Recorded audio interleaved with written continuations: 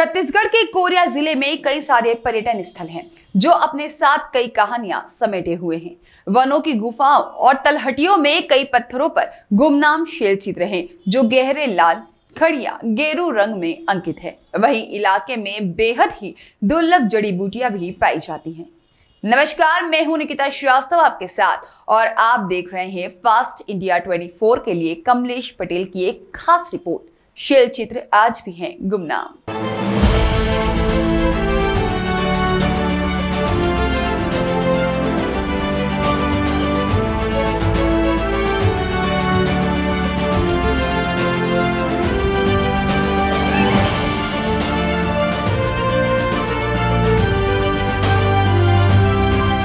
गुरु घासीदास राष्ट्रीय उद्यान 3 जिले जिसमें कोरिया, मनेंद्रगढ़, सूरजपुर से घिरा हुआ है। वन्य प्राणी, वनस्पति, जड़ी बूटी, पत्थर, चट्टान, नदी नाले के अलावा प्राचीन ऐतिहासिक दुर्लभ चीजें भी मौजूद हैं।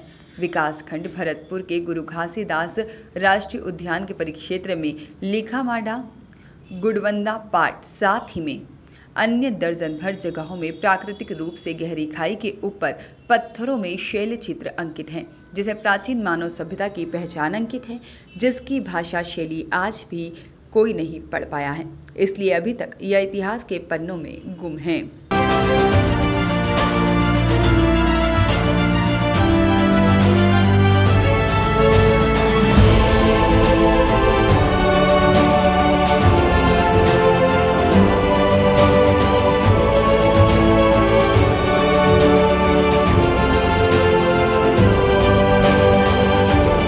इतिहासकारों व शोधकर्ताओं के लिए आज भी यह शोध का विषय है, लेकिन जानकारी व प्रचार के अभाव के चलते इतिहास के पन्नों में अपनी जगह नहीं बना पाया है।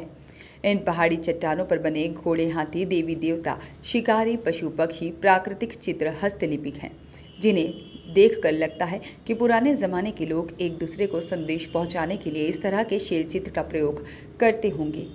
प्रकृति से लगाव रखने वाले लोगों के लिए यह पर्यटन का अच्छा विकल्प हो सकता है। यहाँ पर पहाड़ों पर अद्भुत नज़ारा देखने के लिए मिलता है। साथ ही प्राचीन काल में बनाए गए शैल चित्र भी देख सकते हैं। आज भी इन भित्त चित्र वाली पहाड़ियों में किसी प्रकार का आवागमन नहीं है। पगडंडी विहीन जगहों के पत्थर चट्टानों पर भित्त चित्र आरेखित हैं।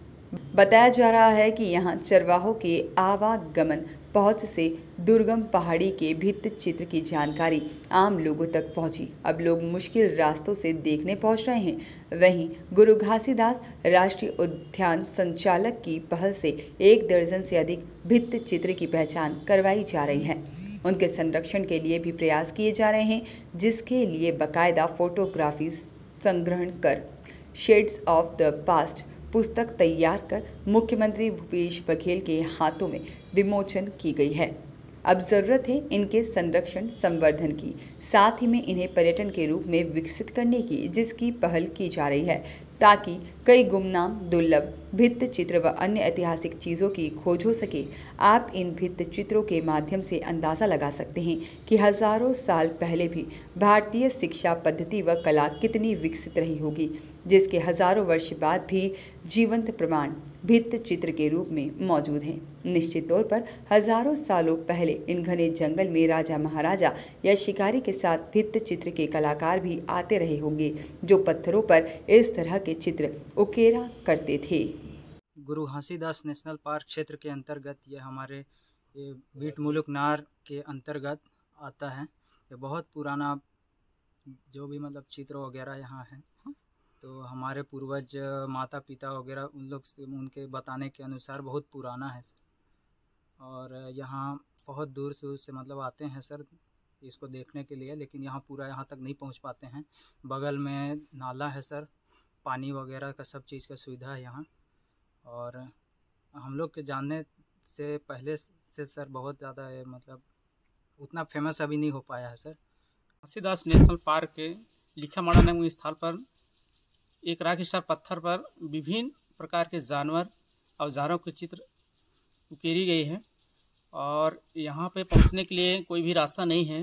जैसे जैसे आदमियों को पता चला है यहाँ की चित्र आरेखित किया गया है, उन लोग दूर दूर से देखने के लिए भी आ रहे हैं। और स्थानीय आदमियों को मांग है या तो ग्रामवासियों की मांग है कि यहाँ पे इनकी संरक्षण की। राष्ट्रीय उद्यान में 15 साइट मिले हैं जो कि केव आर्ट या रॉक आर्ट या भित्त चित्र जो बोलते हैं उनके मिले हैं, जो कि हमें लग रहा है अभी तक इनका डॉक्यूमेंटेशन नहीं हो पाया है, पर हम लोगों ने एक किताब उसके लिए निकाले हैं। तो ये लगभग 10,000 साल से 20,000 साल पुराना भित्त चित्र लग रहे हैं, जिसकी पुष्टि आर्कियोलॉजिकल सर्वे ऑफ इंडिया वगैरह से करवाना है। पर ये एक ऐतिहासिक विषय है कि जो ऐसा घनघोर जंगल है वहाँ के अंदर पुराने काल के लोग आए हैं, बसे हैं, और वो अपना एक पहचान छोड़े हैं वहाँ पे, जो कि भित्त चित्र के रूप में हमें आज दिखाई देते हैं। बहुत सारे भित्त चित्र ऐसे हैं जहाँ पे हंटिंग के भित्त चित्र थे, उनके कल्चर के बारे में थे, उनके रहने के बारे में थे, और उस काल में जो वन्य प्राणी पाए जाते हैं उनके भित्त चित्र है, उनके फेस्टिवल्स के बारे में है। तो जो हमें भीमबेटका वगैरह जहाँ पे भित्त चित्र जो बहुत सारे फेमस है, ये भी उसी सीरीज के हमें लग रहे हैं। इनके संरक्षण के लिए क्या किया जाएगा?